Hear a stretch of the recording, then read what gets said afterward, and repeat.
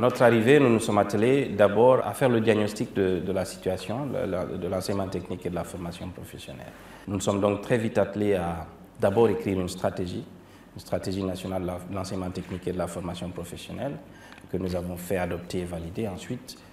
Suite aux recommandations et aux instructions du président de la transition, nous nous sommes vite attelés à rénover les centres de formation professionnelle existants, et à trouver, à accélérer le processus d'équipement, mais surtout à lancer de nouveaux projets de construction d'écoles d'enseignement technique et de formation professionnelle.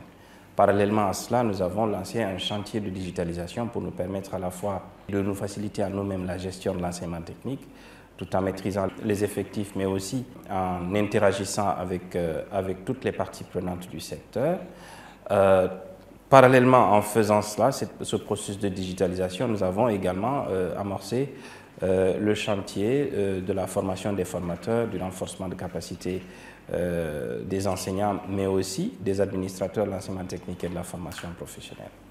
Ces trois chantiers ont été menés de façon parallèle et aujourd'hui, après 2 ans à la tête de ce département, nous sommes très fiers d'annoncer que non seulement aujourd'hui à l'enseignement technique, dans le domaine de la digitalisation, l'inscription, l'orientation, la gestion du parcours de l'apprenant, la gestion du parcours de l'apprenant post-diplôme est entièrement digitalisée. Nous sommes aujourd'hui également à même de vous dire que nous allons éditer très bientôt une carte unique pour l'apprenant qui va lui permettre, à partir d'une carte dotée d'une technologie RFID, non seulement de s'identifier, mais d'avoir accès à des ressources documentaires en ligne, à avoir accès aux écoles, à aussi percevoir sa bourse d'apprenant qui a été instaurée avec l'appui du président de la transition. Sur la question de la formation des formateurs, nous avons rénové et relancé l'école normale des professeurs d'enseignement technique et professionnel, qui est l'AMPET, qui est l'école en fait qui a pour mission, un EPA qui a pour mission de former les formateurs, d'assurer l'ingénierie pédagogique et d'être le gardien du transfert de techniques et de technologies dans le système. Ces 3 chantiers ont été menés parallèlement à la rénovation des écoles. Une vingtaine d'écoles ont été rénovées sur l'axe Conakry-Zérékoré, l'axe Conakry-Labé et l'axe Conakry-Kankan. On a accéléré la finition de 2 nouvelles érames, celles des écoles régionales d'art et métiers de Koya et de Dabola, et nous avons mobilisé des fonds pour la construction de 2 nouvelles à Kindia et à Mamou, ce qui ferait un total de 8 écoles régionales d'art et métiers pour la République Guinée, couvrant ainsi tout le territoire. Sur le chantier des nouvelles écoles, l'école nationale d'éducation physique et de sport, qui était une école qui squattait l'école nationale d'administration et de secrétariat, nous avons trouvé les ressources nécessaires pour pouvoir construire une nouvelle école à Dalaba. Et cette école, avant la fin de l'année 2024, va aménager à Dalaba dans de nouvelles installations. Nous avons également remis sur pied le centre d'éducation à l'environnement et au développement, le CED de Pita, qui était une école aussi qui était abandonnée à régime d'internat, que nous avons rénové et mis sur le réseau.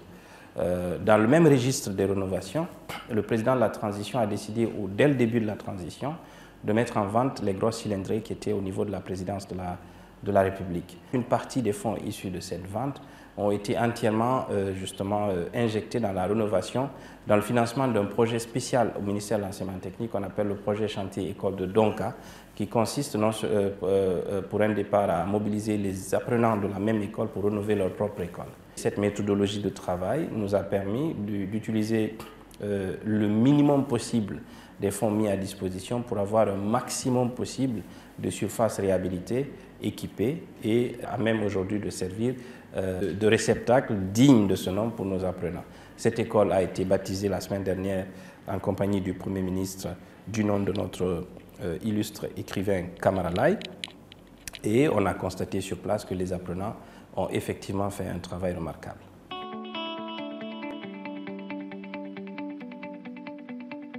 Alors les défis sont très grands dans le domaine de l'enseignement technique et de la formation professionnelle. Nous sommes toujours sur le chantier de la formation des formateurs, nous sommes toujours sur le chantier de la réforme de l'AMPET pour qu'elle puisse être justement la structure indépendante et autonome capable de nous apporter plus de formation. Nous poursuivons le chantier de la digitalisation et nous poursuivons également le chantier des infrastructures. Mais tout ceci mis de côté, nous avons au niveau national une perception qui a été erronée depuis très longtemps sur le sous-secteur de l'enseignement technique, qu'il considère comme étant un secteur de la seconde chance. Aujourd'hui, ce que nous voulons faire, c'est d'inverser la tendance pour que ce secteur soit le premier choix de nos jeunes afin qu'ils puissent très rapidement être sur le marché de l'emploi et obtenir des emplois. C'est un travail d'éducation, c'est un travail pédagogique que nous sommes en train de faire. Mais de notre côté aussi, le fait que ce sous-secteur a été oublié pendant longtemps, l'allocation budgétaire pour ce ministère est assez en deçà des ambitions que le gouvernement a pour le secteur. Et le défi là-bas aussi, c'est de trouver des ressources complémentaires additionnelles pour pouvoir justement financer le reste des chantiers que nous avons.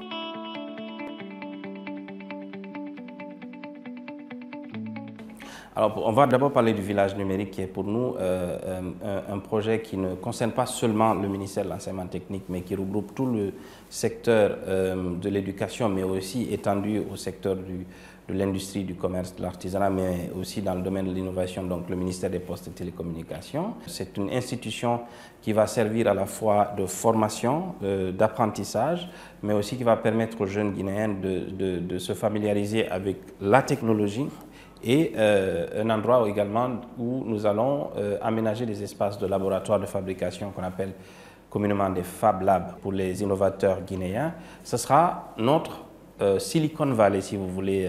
Et sans risque de me tromper, ce sera l'endroit où nous allons attirer toutes les compétences technologiques guinéennes que nous allons encadrer de la maternelle en classe d'ingénieurs, tout en nous assurant également que sortent de là des entrepreneurs qui vendent la technologie made in Guinée.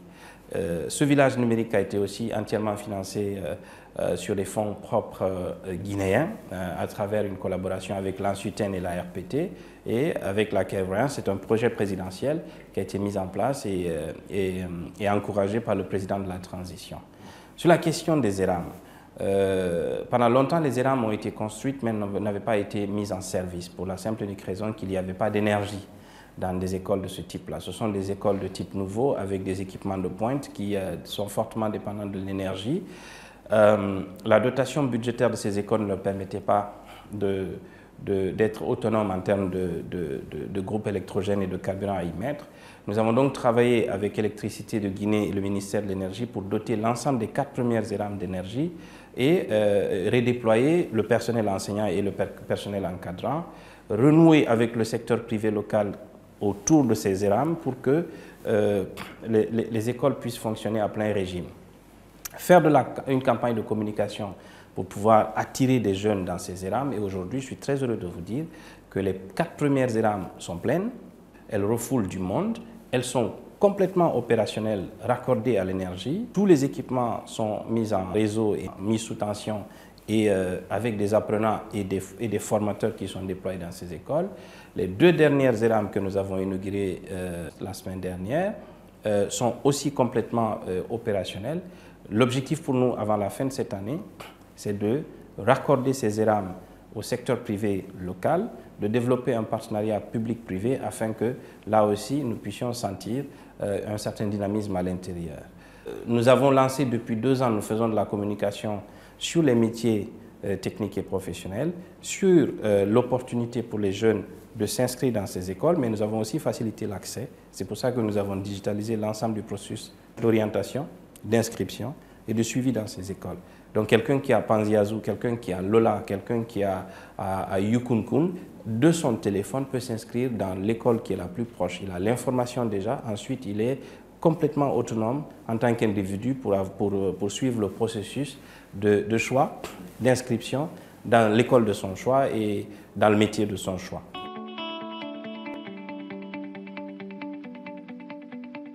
Nous avons des relations assez cordiales et nous travaillons ensemble en toute autonomie et en dynamisme. Nous avons d'abord une direction nationale qui est spécialement dédiée à l'enseignement technique, à la formation professionnelle privée. Nous avons fait une réforme de la gestion des agréments. Aujourd'hui, c'est entièrement digitalisé, de la demande au retrait de l'agrément.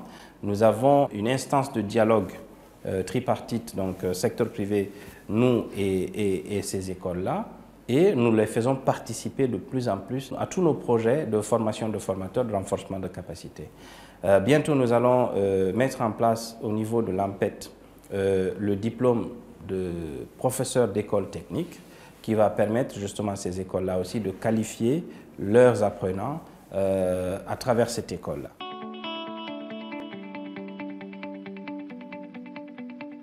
Alors le président de la transition a eu la clairvoyance de constater, c'est au niveau des apprenants de l'enseignement technique et de la formation professionnelle qu'il faut accorder un certain nombre de mesures d'attraction.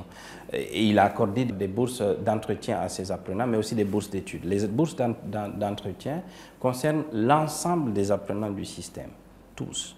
Mais il y a une séparation. Les métiers à tension dans lesquels nous n'arrivons pas à attirer des jeunes ont la part la plus belle, donc l'enseignement et l'agriculture. Au niveau des écoles nationales d'agriculture et d'élevage, vous avez beaucoup plus d'argent, donc environ 250 000 si je ne m'abuse, de mensualité sur la bourse d'entretien, contre 150 000 si vous êtes dans une école de génie civil tout simplement. Au niveau des écoles normales d'instituteurs aussi, vous avez la même somme ou un peu plus si je ne m'abuse, contre 150 000 pour les... Voyez-vous, non seulement il y a eu la clairvoyance d'accorder les bourses, mais aussi d'encourager les apprenants qui osent aller dans des secteurs sous tension, mais dont notre économie a fortement besoin. Il s'agit des écoles d'agriculture, il s'agit de l'école des agents d'eau et forêt, mais aussi le CED en passant par les écoles normales d'instituteurs.